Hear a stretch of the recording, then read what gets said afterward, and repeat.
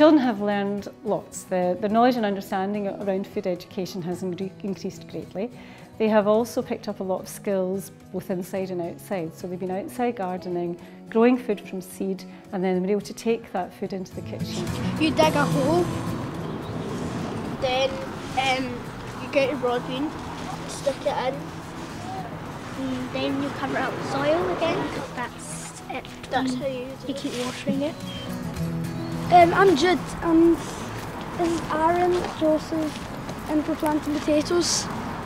And you need to fill it up halfway. You put these in so these bits are facing the top. If you look close in, you can see what these would actually be like little seeds, but they're actually potatoes. We find that food is a great context for learning within the school, and that has covered lots of different areas. So for example, in social studies, we've been looking at all of our different topics, especially our Scottish topics. One of the classes has been studying the Highland clearances, and they've looked a lot at sustainability, at local produce, at what is seasonal, what do the people have to cook, how did they cook with it, what did they use, why were they cooking things like bannocks and things like that, why was all of that popular? It was because that's what they had. They had potatoes, they had flour, that's what they had to use. So we've then been using those to create some recipes as well.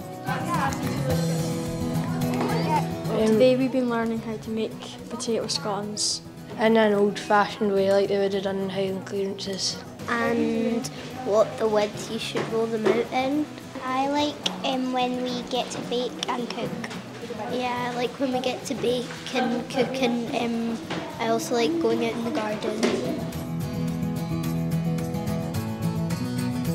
The project is called FAST, which stands for Families and Schools Together.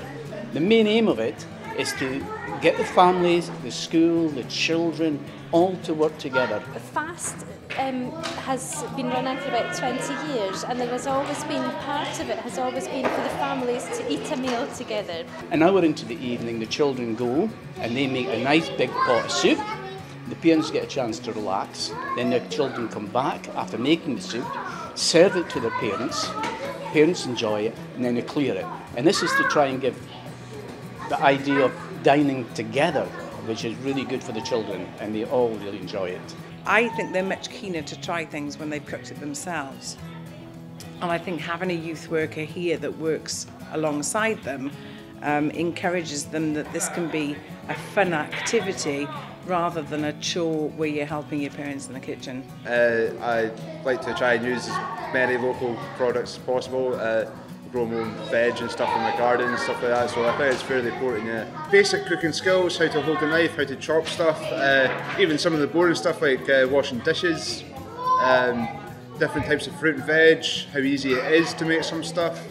A lot of them don't even know how to boil an egg, so basic stuff like that, it's really good for them and they seem to enjoy it. And I like them to taste everything, and I would get really stuck in. And I think a lot of the parents here are beginning to see that that opportunity to sit down encourages conversation and relationships between parents and children.